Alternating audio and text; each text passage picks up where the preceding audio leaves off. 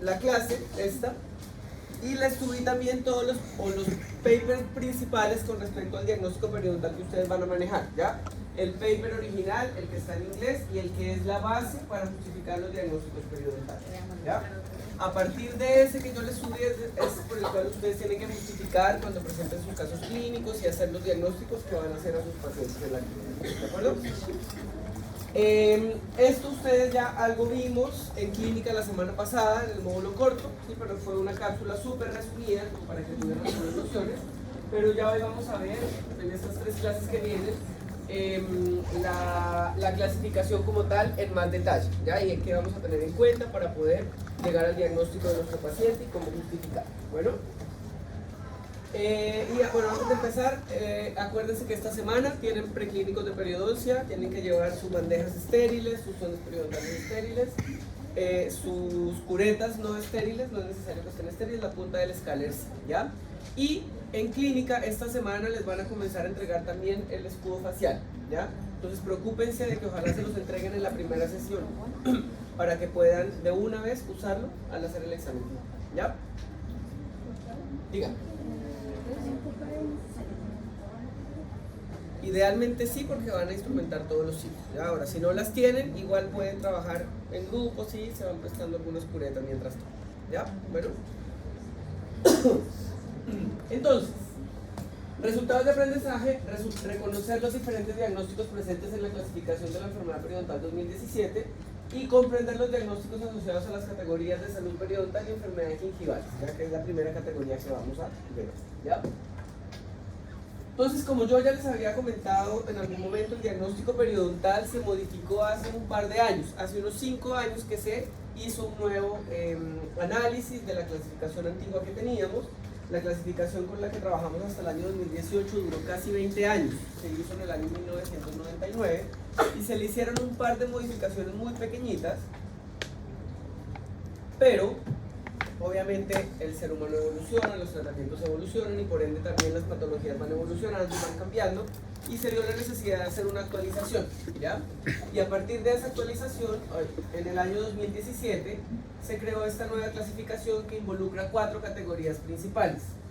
Una primera que se denomina salud periodontal y enfermedades gingivales, una segunda denominada periodontitis, una tercera que se denomina otras condiciones que afectan al periodonto y una cuarta que está relacionada con las enfermedades y condiciones alrededor de los implantes, ¿ya? Como son tejidos también relacionados con hueso y mucosa masticatoria, se asoció que la periodoncia era quien debía trabajar con base, ¿ya? Hoy vamos a trabajar en esta primera categoría, bueno, que son la categoría de salud periodontal y la categoría de enfermedades gingivales, ¿ya? Y a partir de ahí vamos a tener 3 diagnósticos principales. Uno que se denomina salud periodontal, un segundo que son las gingivitis inducidas por biofilm dental y un tercero que son las enfermedades gingivales no inducidas por biofilm dental, ¿ya? Esto ustedes ya algo lo han visto, ustedes ya han trabajado en semiología, en infectología, ¿ya? Entonces la idea es que ojalá participemos y me ayuden ustedes también a hacerla, ¿ya? Dentro de cada uno de esos diagnósticos vamos a tener también ciertas características y vamos a tener ciertas subdivisiones del mismo diagnóstico, ¿ya? Porque si bien yo puedo tener una gingivitis, la gingivitis que le da a Felipe puede ser diferente a la que le da a Catalina, ¿cierto? A pesar de que tengan el mismo nombre, pero pueden tener características diferentes y por ende se tienen que diferenciar respecto a cada uno, ¿cierto? Entonces por eso vamos a tener, por ejemplo, en salud periodontal, el diagnóstico de salud gingival y periodontal en periodonto intacto o en periodonto reducido, ya que eso lo hablamos un poquito en clínica la semana pasada y nuevamente hoy lo vamos a reforzar. Con respecto a las gingivitis inducidas por biofilm dental, vamos a tener gingivitis que son solo inducidas por biofilm dental, gingivitis que además de que están inducidas por biofilm dental, están modificadas por algún tipo de factor, ya sea sistémico o ya sea factor local, y algunas que están relacionadas con medicamentos, ¿ya? Que necesitan del biofilm, pero que además su presentación va a ser diferente porque hay algún medicamento que está rondando y que puede generar algún tipo de ganomas, ¿ya? Entonces vamos a partir con la categoría primera, salud periodontal. ¿Cómo ustedes definirían un caso de salud periodontal? ¿Qué es la salud periodontal? Ignacio, ¿qué es para usted la salud periodontal? Una persona que tenga encía saludable, ¿Ya? su encía y su periodonto. Ya, ok. ¿Cómo era su nombre? Naya. Dice que no haya inflamación, ok, ¿qué más? ¿Cómo? ¿De Javiera? No, Josefina. Josefina dice que cumpla con características de una salud periodontal, o sea, ¿cuáles? El cojeado característico, Ya. el rosado oral, el pincel, el cuchillo, Ya, el tamaño conservado, ok, que sea resiliente, ok, que sea sí,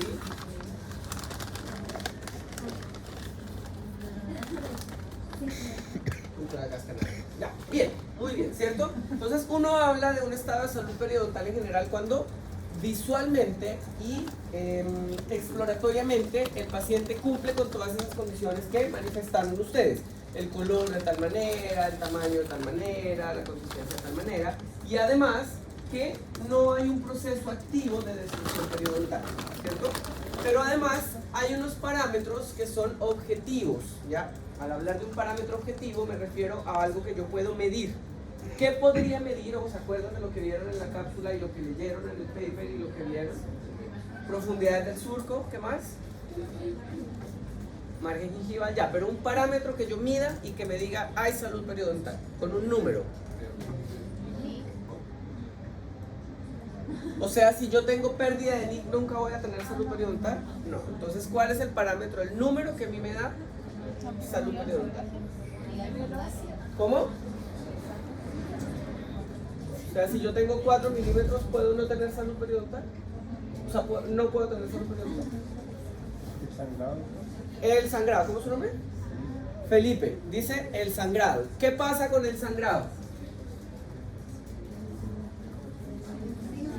El sangrado es un signo característico de inflamación y es objetivo y yo lo puedo medir, ¿cierto? Porque yo le hago a mi paciente un periodontograma, yo le hago a mi paciente un periodontograma, mido en qué puntos hubo sangrado, eso lo anoto y después hago una regla de 3 y saco un porcentaje.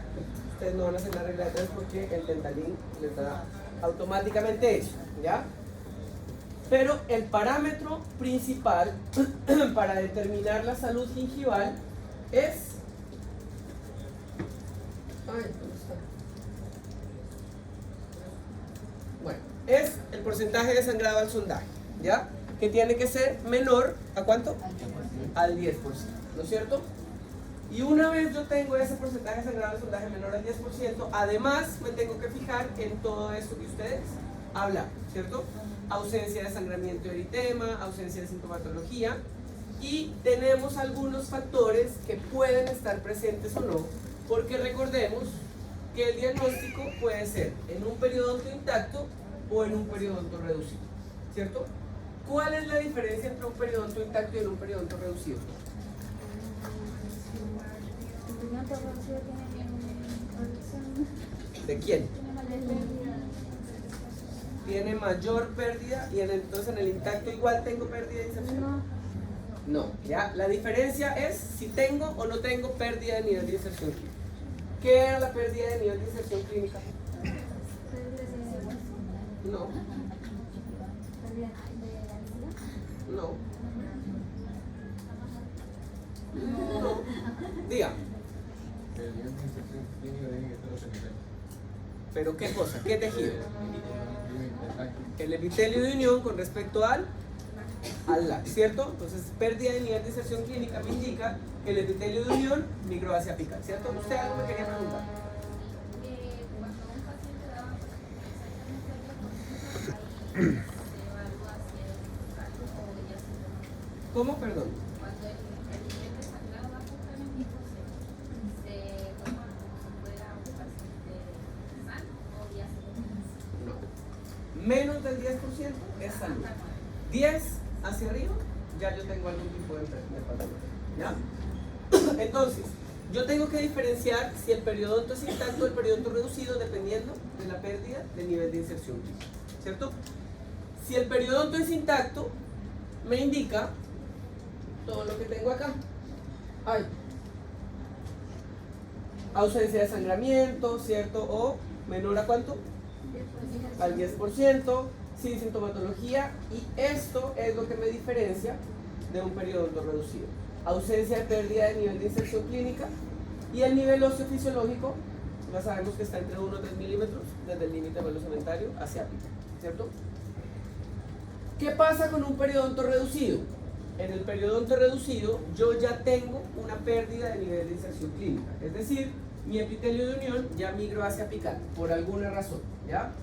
Y las razones pueden ser dos: una por infección periodontal y otra por factores que no tienen que ver con una infección periodontal.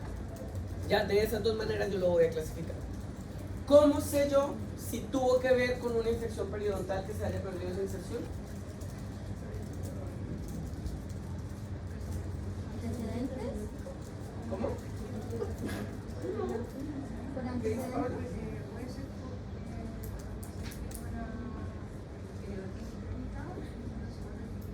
No hay, todas las periodontitis son crónicas, todas las periodontitis. ¿Ya? ¿Qué pasa? No. Se puede ver la encía normal. Ya, como la vimos en las fotos de la semana pasada. Ya, lo primero y más fácil es que yo le pregunte a mi paciente: ¿Por los oiga, antecedentes? ¿usted ha tenido periodontitis? ¿Le han tratado algo que se llama periodontitis? Eso es lo más fácil. ¿Ya? Que mi paciente tenga una historia de una periodontitis tratada anteriormente. ¿Ya? O lo segundo es analizar radiografías, tipos de defectos óseos, tipos de lesiones gingivales, etcétera, que también me pueden dar a mí una idea. ¿Ya? Y de esa manera yo sé que es un paciente que tiene que tiene un periodonto reducido debido a infección periodontal, ¿cierto? Entonces, pacientes periodontales tratados previamente con éxito pueden tener igual un riesgo aumentado de volver a desarrollar la enfermedad periodontal, ¿ya? Y por eso yo tengo que hacer esa diferencia de si ese periodonto es reducido porque mi paciente tuvo periodontitis y ahora está estable, o si no tuvo periodontitis y otros factores le generaron esa pérdida de nivel de inserción, ¿ya? ¿Cómo qué factores me podrían generar pérdida de nivel de inserción clínica si no es infección periodontal? ¿Ah? Trauma, ¿qué más? ¿Alguna enfermedad? ¿Cómo? ¿Alguna enfermedad sistémica? No, Cambios hormonales. no, ¿Un síndrome? no. Las caries cervicales porque hay una invasión del tejido de inserción supracrestal, ¿cierto? Y por ende va a bajar. ¿Alguien más dijo? Cepillado traumático. También el cepillado traumático, ¿cierto? Entonces, yo puedo perder inserción porque me pusieron ortodoncia, porque me cepillo muy fuerte, porque bruxo, porque tuve un golpe, porque me puse un piercing acá y me lastimó la encía y la encía bajó, porque me hicieron alguna cirugía en donde me tuvieron que hacer esta nivelación de los tejidos de inserción supracrestal y bajaron, o simplemente por el uso, ¿ya? Aquí todos probablemente tenemos al menos 1 milímetro de pérdida de inserción clínica, al menos, ¿ya? Es muy difícil que uno encuentre un paciente que tenga todos sus niveles de inserción clínica en cero, ¿ya? Por lo tanto, es mucho menos común encontrar un paciente con un diagnóstico de salud periodontal en un periodonto intacto que uno en un periodonto reducido, ¿ya?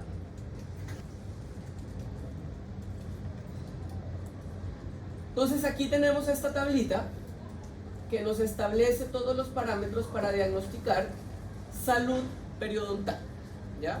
Como así como una recetita para que ustedes la resuman y puedan aplicarlo en la clínica. Entonces, salud periodontal en un periodonto intacto: no tengo inflamación o la inflamación es mínima, que se ve graficada con el porcentaje de sangrado al sondaje que es menor al 10%, ¿ya? ¿Pérdida de nivel de inserción clínica voy a tener en un periodonto intacto? No, ¿cierto? Profundidades al sondaje hasta 3 milímetros y no tengo pérdida ósea radiográfica, Es decir, mi paciente tiene todos sus tejidos periodontales en donde tienen esta, ¿ya? Y lo único que puede estar ahí, como que sí, como que no, es que haya un poquitito de inflamación, pero que no me supere ese sangrado del sondaje el 10%, ¿ya? En un salud periodontal, en un periodonto reducido, puedo tener en un paciente sin periodontitis o paciente no periodontal con un poco de inflamación o sin inflamación igual, menos de 10% de porcentaje de sangrado del sondaje, y aquí sí voy a tener pérdida de nivel de inserción clínica porque estoy hablando de un periodonto reducido. ¿Puedo tener pérdida ósea radiográfica? Sí, porque estoy hablando de un periodonto reducido. Profundidades al sondaje de hasta 3 milímetros, ¿ya? En un paciente que tiene una salud periodontal en un periodonto reducido con periodontitis estable, voy a tener las mismas características, puede que haya un poquito de inflamación, porcentaje de sangrado del sondaje menor al 10%, sí pérdida de inserción, sí reabsorción ósea. Lo único es que aquí yo me puedo fijar en este número, profundidad del sondaje hasta 4. ¿Por qué puede ser que yo aquí acepte una profundidad del sondaje hasta 4? Porque ya tuve una enfermedad, ¿cierto? Ya tuve un desplazamiento del epitelio de unión, y para que también ustedes lo tengan claro en clínica y vayan armando ese criterio a la hora de dar alta a sus pacientes. Los pacientes que tienen profundidades al sondaje de 8 milímetros, 9, 10 milímetros, es muy complejo que vuelvan a tener 3 milímetros de profundidad al sondaje, ¿ya? Porque si no se tendría que generar una reparación larguísima. Entonces, en esos casos, uno puede aceptar una profundidad al sondaje de 4 milímetros siempre y cuando no tenga características inflamatorias, y ahí lo considera como un surco profundo pero sano, ¿ya? Por lo tanto, por eso dice ahí 4 milímetros sin sangrado, ¿ok? Sin sangrado y sin signos inflamatorios también, ¿sí? ¿Se entiende? ¿Sí? Entonces, aquí hay también algunos factores para determinar cuando la pérdida de inserción no está asociada a infección periodontal, trauma, caries, lo que hablaban, ¿cierto? Una caries cervical, pérdidas de nivel de inserción asociadas al tercer molar que está en mala posición o que fue extraído hace poco, lesiones endodónticas o endoperidontales y fracturas de la raíz, ¿ya? Cuando un paciente tiene una fractura radicular, uno puede ir sondeando y le da 3 milímetros, y en un punto la sonda baja, ¿ya? Y eso es un signo bastante claro de que podría haber una fractura radicular y no estar asociado a una infección periodontal, ¿ya? Entonces, ¿qué diagnóstico podría tener ese paciente? Si ustedes lo ven ahí, ¿qué características tiene la encía? Se ve sana, ¿cierto? Si yo la veo nomás, tiene color rosado pálido, está festoneada, está biselada, no hay pérdida de, o no hay recesiones gingivales, ¿verdad? Supongamos que no tengo pérdida de nivel de inserción clínica, aquí yo podría tener una salud periodontal en un periodonto. Si no tengo pérdida de nivel de inserción, intacto, ¿cierto? Sangrado al sondaje menos del 10%, sin pérdidas de inserción, profundidades al sondaje hasta 3 milímetros. Y ahí,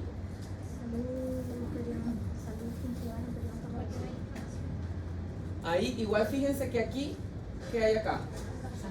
Ahí hay un sangrado, ¿cierto? Pero puede que sea el único punto de toda la boca del paciente que me sangró. Entonces, a pesar de eso, me puede dar menos del 10% de sangrado y aún así yo lo considero una salud periodontal. ¿Qué es esto? ¿Pero cómo se llama esto que hay acá?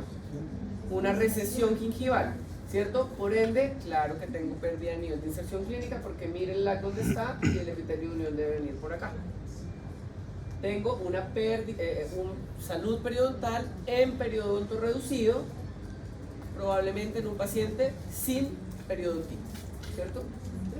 Diga. En la imagen anterior, lo que estaba cerca de los bordes iniciales, ¿qué es? ¿En dónde? En la otra. ¿Esto? ¿Qué es? Una férula. ¿Ya? Puede ser una férula. Podría ser por el frenillo porque fíjense dónde está insertado este frenillo. ¿Lo ven? Muy bien, vamos a hacerlo. Muy bien, vamos ya. Y fíjense aquí, aquí será que tengo pérdida de densidad de herida o disminución de densidad de herida. Acá. Sí. O densidad queratinizada, sí, pues miren. Miren donde viene la línea mucogingival y miren ahí donde está. Entonces está encía libre, mucosa alveolar. ¿Sí? Y aquí este personaje, ¿ustedes creen que habrá tenido alguna secuela, que habrá nacido así? ¿Cierto? Es un paciente, fíjense que tiene, le faltan algunos dientes, ¿verdad? Tiene desplazamiento, ¿cierto? Como abanicamiento de los dientes. Probablemente es un paciente que tuvo periodontitis, que se trató, perdió inserción y actualmente puede tener salud periodontal, pero su periodonto ya está reducido debido a la secuela que le dejó la periodontitis. Y lo diagnosticaría como salud periodontal en periodonto reducido en paciente con periodontitis estable. ¿Ya? Ese sería el diagnóstico. ¿Sí? ¿De acuerdo? Ya. Paciente con periodontitis estable, control de los factores locales y sistémicos. Eso es súper importante. ¿Ya? Factores locales, ¿se acuerdan? Pues hablamos en algún momento de lo que eran los factores locales. ¿Qué eran? ¿O a qué les suena un factor local?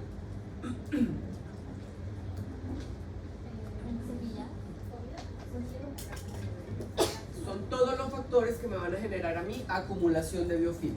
Por ejemplo, brackets, apiñamiento, restauraciones desajustadas, fracturas, caries, etc. ¿Sí? Entonces, tengo controlados esos factores locales. Factores sistémicos, ¿se acuerdan que hablamos que habían solo dos que me generaban directa relación con la periodontitis? ¿Cuál? Diabetes y... ¿cuál? Y tabaquismo. Esos son los únicos dos factores de riesgo sistémicos que están asociados a las periodontitis. Están controlados. Porcentaje de sangrado al sondaje. BOP, cuando ustedes vean esta sigla, es porcentaje de sangrado al sondaje en inglés. Bleeding on Probing Percentage. Sin profundidades de 4 milímetros que sangren y ausencia de destrucción periodontal progresiva. Es decir, no hay una infección activa que me esté generando reabsorción ósea, pérdida de inserción, etc. ¿Ya? Y el diagnóstico, salud periodontal en periodonto reducido en paciente con periodontitis estable, ¿cierto? Este paciente, ¿cierto? Obviamente, si lo vemos de manera estética, probablemente no cumpla con los parámetros, ¿verdad? Porque tiene exposiciones radiculares, los colores de los dientes están ahí medio amarillentos, tiene restauraciones en amalgamas, las líneas de la sonrisa está irregular, ¿verdad? Pero si nos vamos estrictamente al análisis periodontal, cumplirá con los parámetros de salud. Si ustedes miran esa foto de salud periodontal, ¿dónde? No se ve. Pero cumple con parámetros de salud. A ver, vamos, color. ¿Qué color tiene esa encía? Rosado pálido, ¿cierto?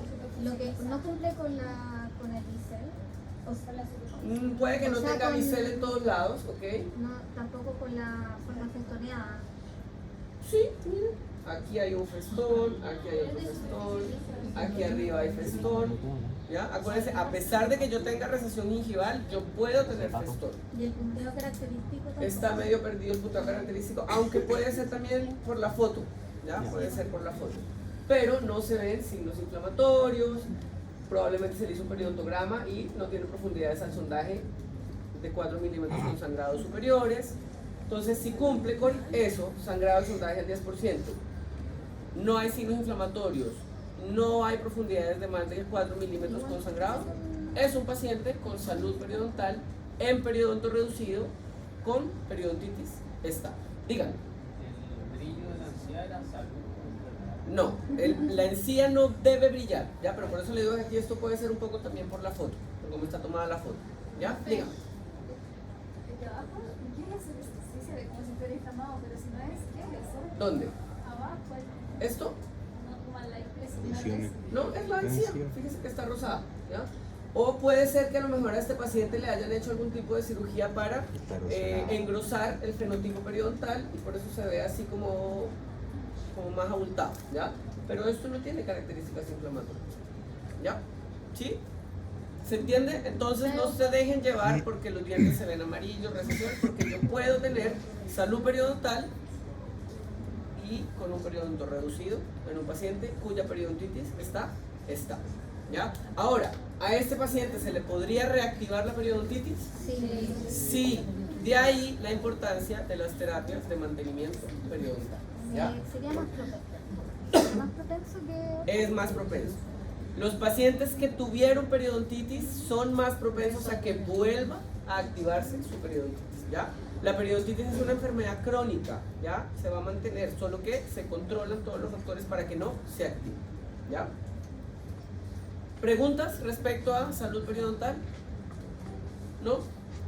Diagnósticos entonces, salud periodontal en periodonto intacto o en periodonto reducido, y si el periodonto reducido tengo que decir por qué. En un paciente sin periodontitis o con periodontitis estable, ¿de acuerdo?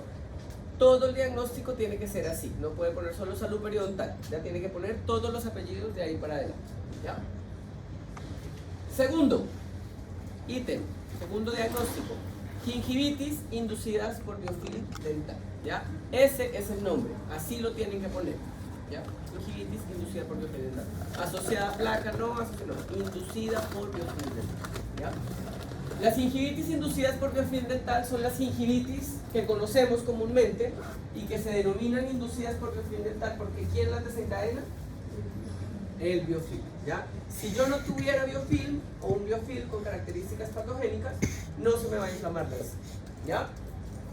Esas gingivitis inducidas por biofilm dental pueden estar solo asociadas a biofilm o pueden estar modificadas por algunos factores que pueden ser externos o pueden ser propios del paciente, ¿ya? Por ejemplo, algunas enfermedades, por ejemplo, algunos síndromes o por ejemplo, algunos medicamentos que lo que hacen es que al tener algún tipo de mediador inflamatorio, de citoquina o de hormona o de factor X en el medicamento, hacen que la encía sobre reaccione frente a la placa bacteriana, ¿ya? Pero no quiere decir que porque usted se tome esa pastilla la encía se le va a inflamar. Tiene que haber biofilm, ¿ok? Sí. Entonces, definición: inflamación local inducida por el acúmulo de biofilm, placa bacteriana, contenido dentro del tejido gingival, que normalmente no se extiende hasta la inserción periodontal. Las gingivitis son reversibles mediante la reducción de los niveles de placa supra y subgingival por parte del profesional y del paciente, ¿ya? Si periodoncia tiene algo que puede ser negativo o positivo al tiempo, es que el éxito de los tratamientos depende la mitad del paciente, ¿ya? Por eso ahí está, tiene que ser respecto del paciente, ¿cierto? Entonces, ¿cómo yo identifico una gingivitis inducida por biofilm dental? ¿Qué características tiene que tener la encía? Inflamación, ¿cierto? Color rojo, rosado intenso, rojo vinoso, ¿cierto? El tamaño aumentado, ¿cierto? Puede estar muy aumentado, puede estar levemente aumentado, ¿verdad? Pérdida de bisel siempre que usted diagnostique una gingivitis, lo primero que pone es que hay pérdida de bisel, ¿ya? Si yo no tengo pérdida de bisel, no tengo gingivitis, ¿ya? Es el primer cambio que hay antes incluso de que sangre la encía, es que se pierde el bisel, ¿ya? ¿Se acuerdan lo que era el bisel? Sí. ¿Qué era? La La terminación del margen de la encía sobre el diente, ¿verdad? Muy bien. Y además, ¿qué tiene que haber para que yo diga que esa gingivitis es inducida por biofilm dental? Biofilm. Entonces tiene que haber placa visible, cálculo, un índice de higiene deficiente o aceptable o regular, etc. ¿Ya? Esos son los justificativos de la gingivitis inducida por biofilm dental. Esa gingivitis inducida por biofilm dental, al igual que la salud periodontal, puede ser en un periodonto intacto o en un periodonto reducido, ¿ya? ¿Por qué? Porque puede ser que yo también tuve ortodoncia y tengo muchas recesiones gingivales y se me inflama la encía. O puede ser que yo tuve periodontitis, me trataron de la periodontitis, se me estabilizó, pero llegó a una zona donde no me pasé muy bien el hilo dental y en esa zona se me inflamó la encía.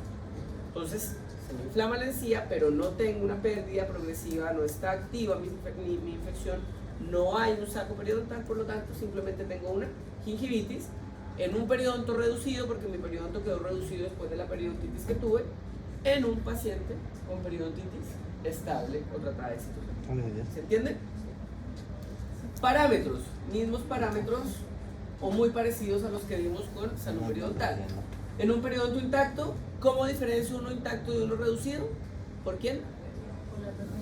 Por la pérdida de nivel de inserción clínica. Por eso. Entonces, en un periodonto intacto no voy a tener pérdida de nivel de inserción clínica. En un periodonto reducido sí voy a tener pérdida de nivel de inserción clínica. ¿Ya? Porcentaje al sangrado del sondaje, profundidades al sondaje, 3 milímetros como máximo. ¿Ya? Aquí ya no se acepta hasta 4. ¿Por qué? Porque si hay sangrado, ya hay inflamación y hay actividad de la enfermedad. ¿Ya? Entonces, para que yo diagnostique gingivitis, mi profundidad del sondaje máxima tiene que ser 3 milímetros. Si tengo 4 milímetros con pérdida de inserción clínica, hay periodontitis. ¿Ok? ¿De acuerdo? Profe, ¿qué pasa si tengo 4 milímetros sin pérdida de nivel de inserción clínica? Se debe a que hay un aumento de tamaño en la encía y por lo tanto se produce algo que se denomina como pseudo saco periodontal. Muy bien. Porcentaje del sangrado del sondaje mayor al 10%. ¿Ya? Tiene que haber un porcentaje de sangrado, 10% o más, ¿ya? Desde 10%.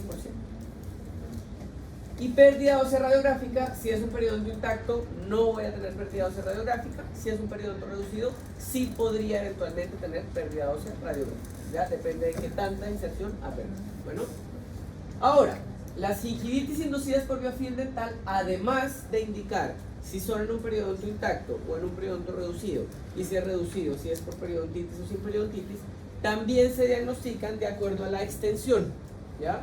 Y la extensión puede ser localizada o generalizada. ¿Con base a qué parámetro? Al porcentaje de sangrado al sondaje, ¿ya? Entre 10 y 30% inclusive se maneja como una gingivitis localizada. Más del 30% es una gingivitis generalizada, ¿ya? Entonces, si me da 30, es localizada. Si me da 30,1, es generalizada, ¿ya? Y ojo con esto, porque esto puede confundirlos un poquito cuando veamos las periodontitis, porque las periodontitis también se clasifican con respecto a localizada o generalizada, y los números son muy parecidos, solo que el parámetro es diferente, ¿ya? Para gingivitis, vamos a basarnos en el porcentaje de sangrado del sondaje. ¿De acuerdo? ¿Ya? Bueno, aquí pueden estar los factores locales, los factores sistémicos que también pueden estar relacionados, ¿cierto? Dentro de los factores locales, lo que ya mencionamos, restauraciones desajustadas, apiñamiento, ortodoncia, márgenes desajustados, etc. Los factores sistémicos que principalmente me pueden afectar, diabetes y tabaquismo, al igual que en la periodontitis. Aunque hay otras patologías sistémicas que pueden modificarme la presentación de la gingivitis, ya que ya la vamos a ver. ¿Ya? Aquí está. Entonces, condiciones sistémicas, hormonas sexuales, diabetes, leucemias, malnutrición, ¿ya? Y tabaquismo. Eso me puede generar un cambio en la presentación de la gingivitis, ¿ya? La mayoría de ellos me va a generar una inflamación exacerbada, una encía mucho más roja, mucho más intensa, un aumento de tamaño mayor. A excepción de esto, ¿ya? Que lo que va a hacer es todo lo contrario, ¿ya? Entonces, si tengo mucha placa, igual puede que me dé como una gingivitis localizada porque puede haber muy poquito sangrado, la encía se va a ver más rosada, pero ahí yo tengo que usar el criterio clínico para diferenciar que mi encía está más pálida por el efecto del cigarrillo y no porque efectivamente no esté inflamada, ¿ya? Y ahí vamos a tener características como la fibrosis de la encía, como la palidez de la mucosa en sí, ¿ya? Porque no se ve una encía rosado pálido coral, sino se ve una encía como rosada pero como medio amarillenta, ¿ya? Entonces son criterios diagnósticos diferentes, ¿ya? Con respecto a las hormonas sexuales, pueden estar en cualquiera de estas situaciones. En la pubertad, ya los niños entre 12 años son pacientes que tienen mucha inflamación en la encía, justamente porque están en todo el proceso de recambio hormonal, de aumento de las hormonas sexuales, y por ende hay más presentación de la inflamación de la encía, ¿ya? Los anticonceptivos orales están ahí como en discusión, algunos dicen que sí, otros que no, hay algunos que sí pueden generar un mayor aumento, otros no, ¿ya? Pero nuevamente les digo, no es porque yo me tome un anticonceptivo que la encía se me va a inflamar, ¿ya? Porque si yo me tomo el anticonceptivo y me cepillo muy bien mis dientes y tengo un índice de higiene óptimo, no voy a tener gingivitis, ¿de acuerdo?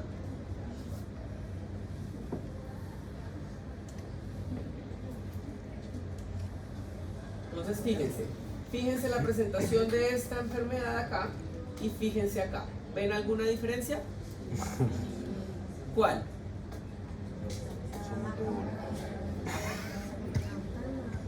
¿Salud periodontal?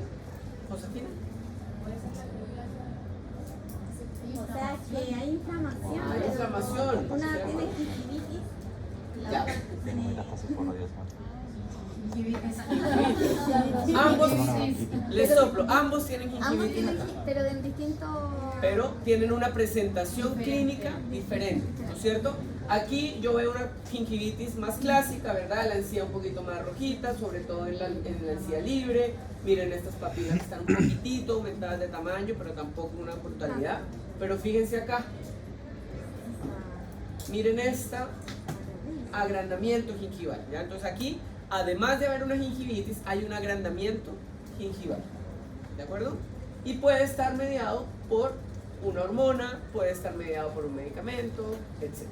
¿Ya? Pero, doctor, ¿no es eso como hiperplasia gingival? No, el término es agrandamiento gingival. ¿En qué momento uno dice tiene hiperplasia? ¿O eso no? ¿Qué es una hiperplasia? Un aumento en el número de células. ¿Y será que la encía está aumentada de tamaño porque hay más células ahí?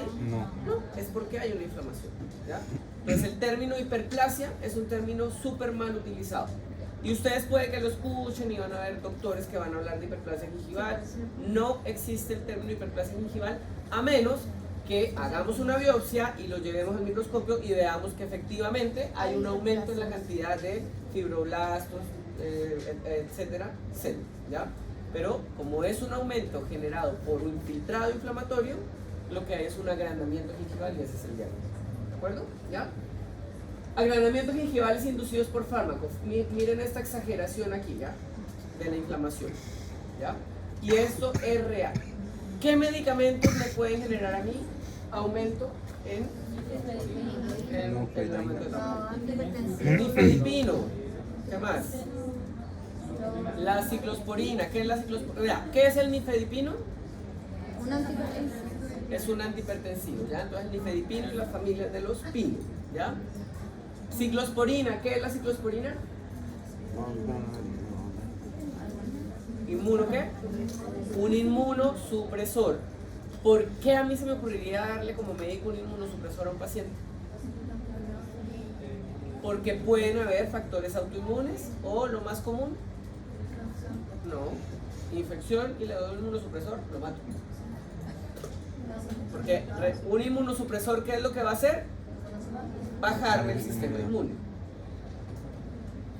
Los inmunosupresores los consumen los pacientes trasplantados, ¿verdad? De órganos, trasplante de riñón, de hígado, de pulmón, de lo que sea. ¿Por qué? Porque tiene que haber una inmunomodulación para que el cuerpo no rechace ese órgano, ¿ya? Entonces, si un paciente tiene un trasplante, ya uno tiene que tener en consideración esa variable de que podría estar consumiendo algún inmunosupresor como la ciclosporina. ¿Qué otro medicamento me genere aumento del tamaño? ¿Cuál? Las fenitoínas. ¿Qué son las fenitoínas? Anticonvulsivos.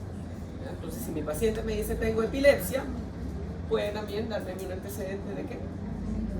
¿Ya? Y es súper común pacientes epilépticos que consumen fenitoína, que la encía esté bien inflamada y además fibrosa también, ¿ya? Ahora, vuelvo y digo, no es que porque yo me tomo la fenitoína se me va a poner la encía así. Esto tiene que ser mediado por biofilm. Si no hay biofilm, la encía no se va a inflamar, ¿ya? Y usted puede tener salud periodontal, así se tome un anticonceptivo y además tenga diabetes y además lo hayan trasplantado y tome ciclosporina y le dé hipertensión y se tome todos los medicamentos. Si usted tiene una higiene óptima, no se le va a inflamar la encía. ¿De acuerdo? Muy bien. ¿Preguntas con respecto a la gingivitis inducida por biofilm dental? ¿No? Ya. Entonces, esta tablita me resume estos dos diagnósticos que acabamos de ver. La salud periodontal y la gingivitis, con todos los apellidos que yo le tengo que poner, ¿ya? ¿Por qué? Porque tanto en la salud periodontal como en la gingivitis inducida por biofilm dental, yo la puedo tener en un periodonto intacto o en un periodonto reducido, ¿ya? Y con esta tablita, resumen, usted va a poder tener todos los parámetros para poder diagnosticar adecuadamente a su paciente con la enfermedad que tiene, ¿ya?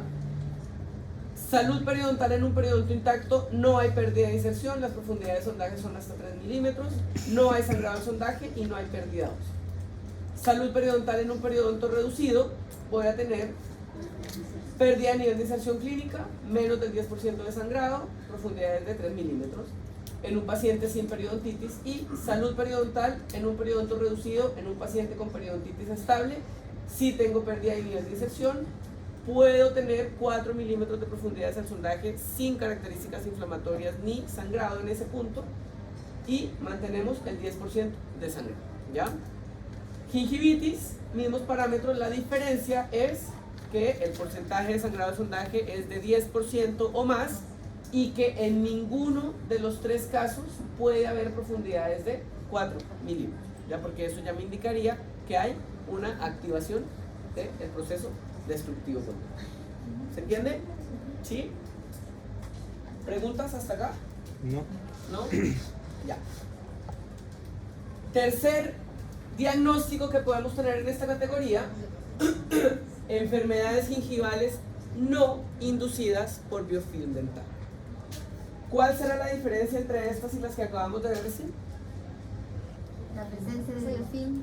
Que aquí, a pesar de que yo tenga un índice de higiene del 100%, voy a tener una lesión en la encía porque no está nada relacionado con biofilm periodontopatógeno, ¿ya? Y aquí vamos a tener una lista grandotota que no es tan relevante que ustedes se aprendan todas las enfermedades relacionadas, sino solo las más principales, y que sí puedan diagnosticar cuando hay una gingivitis no inducida por biofilm dental. ¿Cuál? Se la derivamos al periodoncista o al patógeno, pero que ustedes puedan saber cuál es o qué hay algo ahí, ¿ya? ¿Qué factores pueden desarrollarme una lesión en la encía sin estar relacionada con el biofilm periodontopatógeno? Algunos desórdenes genéticos, algunas infecciones específicas de microorganismos que pueden ser bacterias, virus y hongos, algunas enfermedades autoinmunes, procesos reactivos, crecimientos del tejido, enfermedades endocrinas, trauma y pigmentación, ¿ya? Y ahí vamos a ver algunas lesiones. Entonces, por ejemplo, esto, ¿les parece algo normal? No. ¿Alguien tiene una idea de qué puede ser esto? Tumor. No, Ah, esto que estoy estudiando. No, ni cagando. Es algo que se llama épulis, ¿ya? Y los épulis están relacionados, esto que tiene aquí el paciente, que Ay, serán los la dientes, loca. ¿verdad? Es una prótesis. Ya los épulis están relacionados con las prótesis sí, cuando ya. no quedan muy bien ajustadas y se genera una lesión traumática, ¿ya? Y al haber un trauma, la mucosa reacciona y aumenta de tamaño, ¿ya? Por ejemplo. Aquí, ¿qué ven ustedes?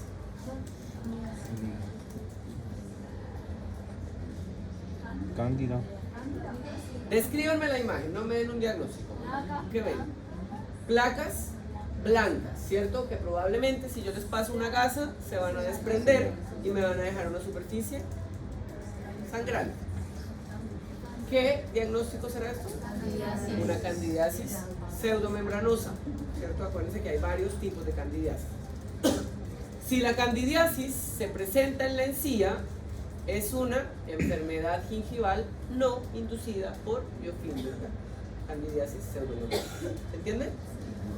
Lo mismo puede pasar, por ejemplo, con esto, si se presenta en la encía. ¿Esto qué es? Un herpes oral recurrente.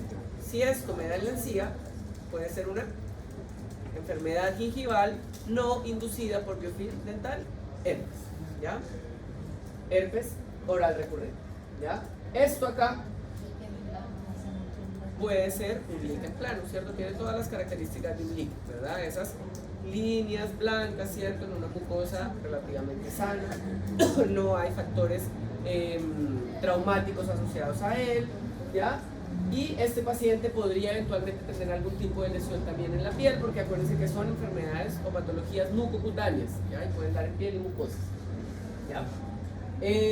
Este paciente, como les digo, puede que yo no haga el diagnóstico, puedo tener una hipótesis diagnóstica, porque finalmente el diagnóstico del líquen es también histológico, ¿ya? Entonces lo derivo al patólogo a que le hagan una, ¿ya?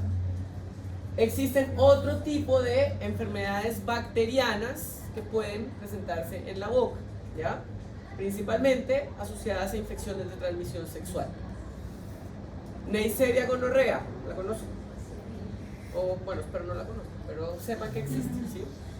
Y treponema pallidum, ¿lo conocen? ¿Lo han escuchado? Gonorrea y sífilis, ¿ya?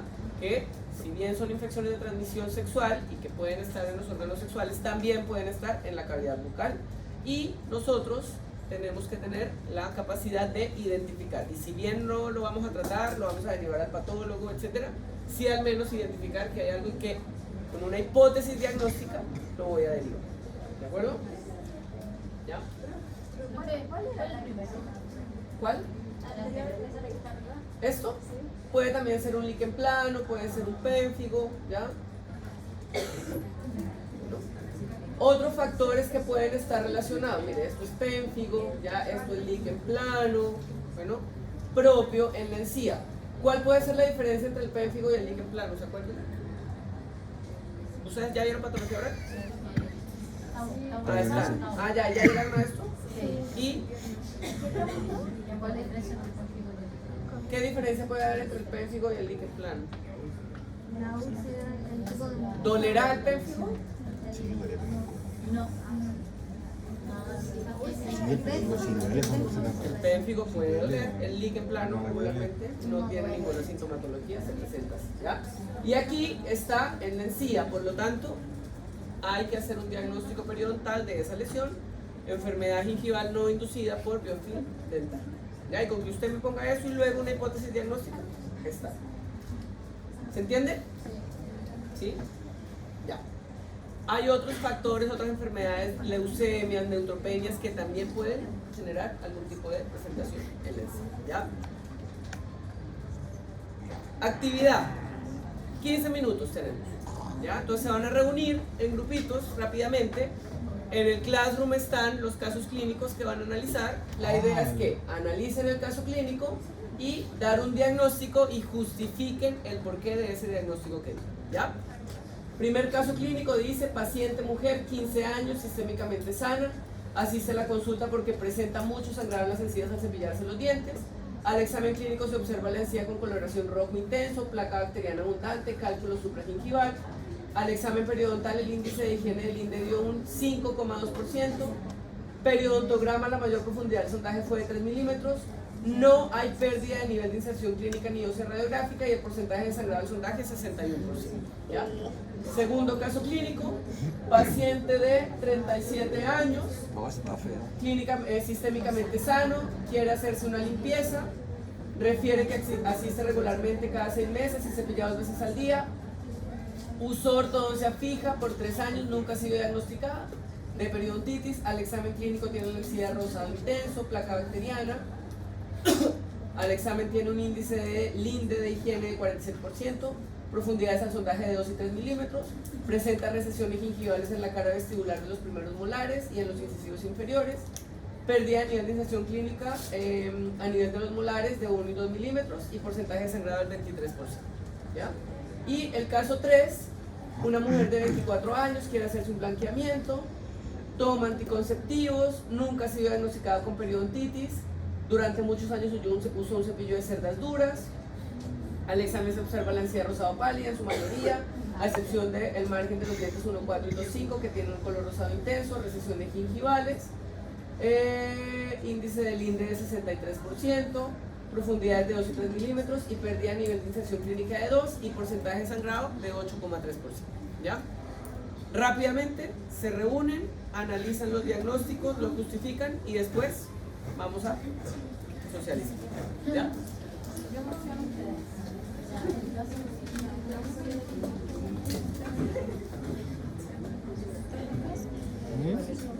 Son 3 casos. ¿Cómo la división de grupo?